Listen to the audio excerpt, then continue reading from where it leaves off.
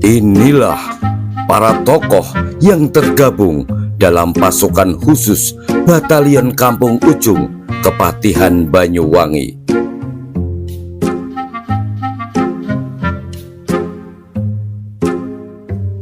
Dengan mengerahkan sederet rampur atau kendaraan tempur yang telah dimodifikasi secara khusus guna menyesuaikan medan perhelatan.